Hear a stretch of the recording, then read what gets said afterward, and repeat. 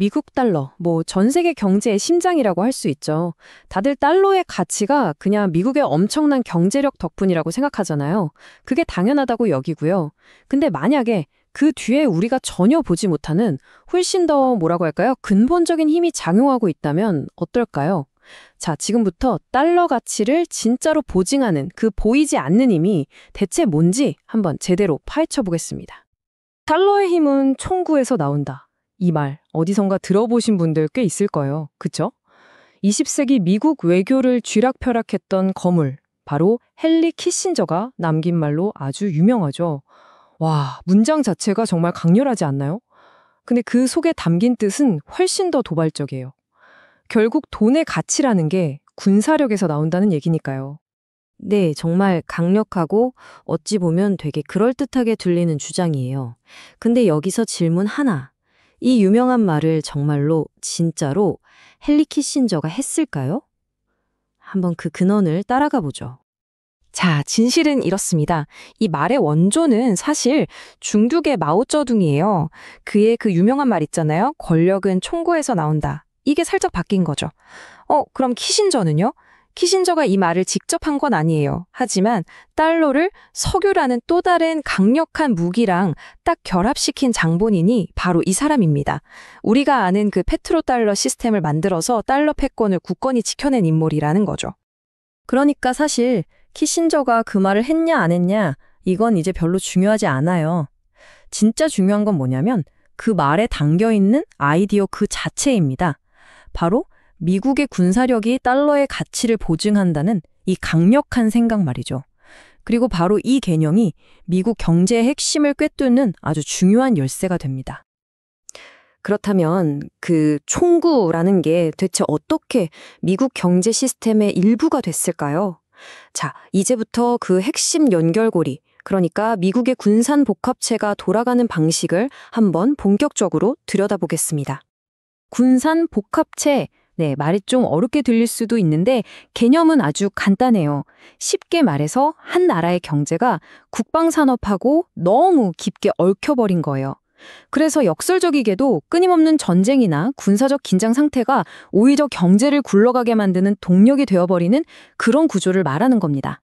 자, 이 시스템이 어떻게 돌아가는지 한번 보세요. 일단 전쟁이 터집니다. 그럼 정부가 엄청난 돈을 쏟아부어서 무기랑 물자를 주문하겠죠? 그럼 관련 기업들은 신나서 공장을 돌리고 사람들을 더 뽑습니다. 바로 이 거대한 수요가 경제 전체에 활력을 불어넣어서 대공황 같은 최악의 상황을 막아준다는 논리인 거죠. 결국 이 시스템 안에서는 평화가 곧 경기 침체를 의미할 수도 있다는 좀 불편한 결론이 나오게 되는 겁니다. 그리고 이게 그냥 그럴싸한 이론이나 상상이 아니에요. 2차 세계대전 이후에 미국 역사를 쭉 한번 보세요. 정말 뚜렷한 패턴이 보입니다. 1950년 한국전쟁부터 시작해서 베트남, 걸프전, 아프가니스탄 전쟁까지 진짜 멈추지 않는 컨베이어 벨트처럼 미국은 세계 곳곳에서 끊임없이 전쟁을 치러왔어요. 바로 이 영구적인 전쟁 상태가 미국 경제를 떠받쳐온 거대한 기둥 중 하나였던 셈입니다. 자, 이렇게 경제 시스템을 살펴봤으니까 이제는 이 시스템을 물리적으로 뒷받침하는 힘, 다시 말해 달러의 진짜 수호자에 대한 이야기를 해볼게요. 화면에 보이는 이 숫자, 11. 이게 과연 뭘 의미하는 숫자일까요? 바로 현재 미 해군이 굴리고 있는 항공모함의 숫자입니다. 11척이요. 항공모함 11척. 이게 그냥 단순히 군사력이 세다 이런 차원의 얘기가 아니에요. 이 막강한 해군력으로 전 세계의 바닷길을 꽉 잡고 있는 겁니다. 그래서 모든 나라가 안심하고 무역을 할 수 있도록 그 해상 무역로의 안전을 보장해 주는 거죠. 바로 이 물리적인 힘, 이게 바로 전 세계가 달러를 믿고 쓰게 만드는 눈에 보이지 않는 담보이자 신뢰의 진짜 근원이라는 겁니다. 그러니까 결국 미국의 이 압도적인 군사력이 달러가 그냥 종이 쪼가리가 아니라 이 세상에서 가장 안전한 자산이라는 믿음을 주는 실질적인 담보 역할을 하고 있는 셈이죠. 하지만 세상이 변했잖아요. 그러면서 총구의 의미도 바뀌고 있어요. 이제 전쟁이 꼭 바다 위에서만 벌어지는 건 아니거든요. 그렇다면 21세기의 새로운 전쟁터는 과연 어디일까요?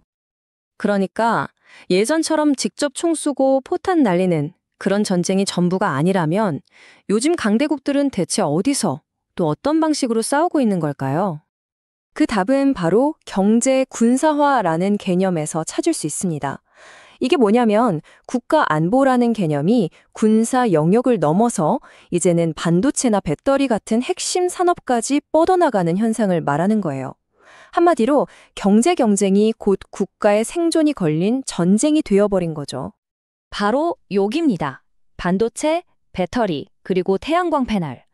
이게 바로 오늘날 가장 치열한 전쟁터라고 할 수 있어요. 전 세계 모든 나라가 이 산업의 기술 패권을 주기 위해서 말 그대로 국가의 모든 걸 쏟아붓고 있습니다. 이게 바로 새로운 시대의 총성 없는 전쟁인 거죠. 자, 이제 마지막으로 조각들을 한번 다 맞춰보죠. 힘과 돈이 어떻게 서로를 키워주면서 거대한 순환 구조를 만들어내는지 한번 정리해 보겠습니다. 결론은 아주 명확합니다. 미국의 막강한 군사력은 전 세계가 달러를 쓰게 만드는 가장 확실한 보증수표가 되고요. 그렇게 기축통화 달러로 벌어들인 엄청난 돈은 다시 그 군사력을 유지하고 더 강하게 만드는 데 쓰입니다. 이건 완벽하게 맞물려서 영원히 돌아갈 것 같은 스스로를 강화하는 거대한 순환고리인 셈이죠. 하지만 세상에 영원한 건 없잖아요.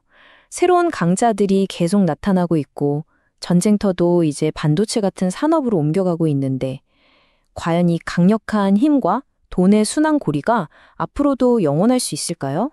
자, 바로 이 질문을 여러분께 던지면서 오늘 이야기를 마무리하겠습니다.